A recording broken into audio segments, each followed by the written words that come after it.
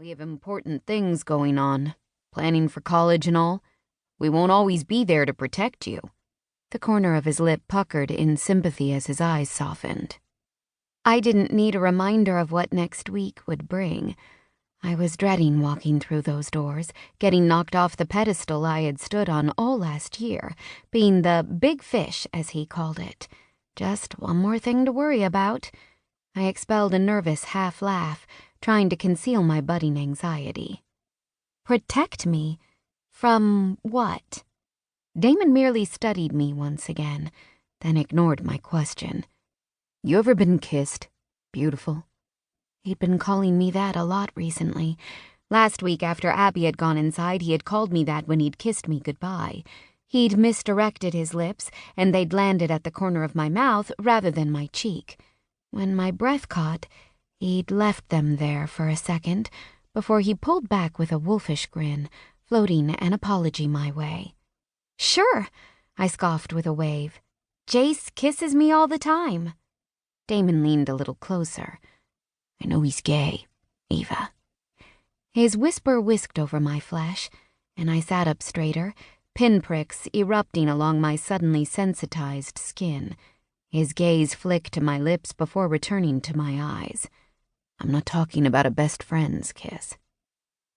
I didn't know what his deal was, but I was starting to feel uncomfortable. I swallowed, trying to figure out how to go about this.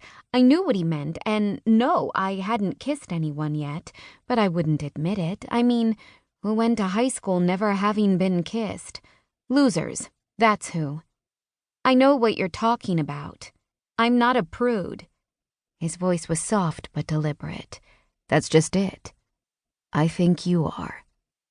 His eyes dragged up to mine slowly, showcasing humor rather than empathy for his rude statement. "Real nice, Damon." I scrunched up my face and reached for my pen. His hand landed on my knee and I halted, my eyes following it. He's acting so strange. Another nervous laugh escaped my lips as I watched his index fingers stroke in a tight circle.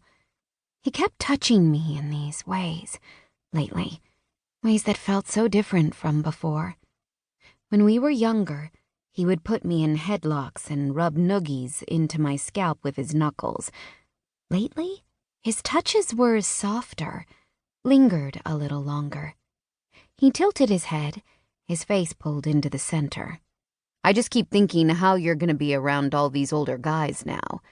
I don't want you to be taken advantage of." He straightened, focusing on my face. "It would kill me to know they were saying things behind your back because you didn't know what you were doing. Making fun of you." He preached his truth, speaking to my fears. "Kids can be cruel, Eva." My eyes widened. I opened my mouth, then closed it, heat slicing my face with blooming embarrassment.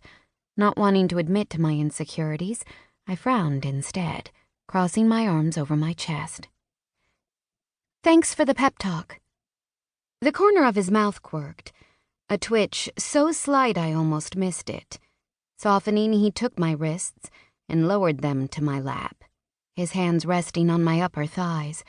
My gaze fell to the gesture. "I'm just being honest," he shrugged. "Geez, Eva, I've known you since I can remember. It's only right I look out for you." "I'm sure I'll be all right." I shrugged him off, my cheeks glowing with humiliation. I just wanted him to drop this whole topic and get out of my room. "Really?"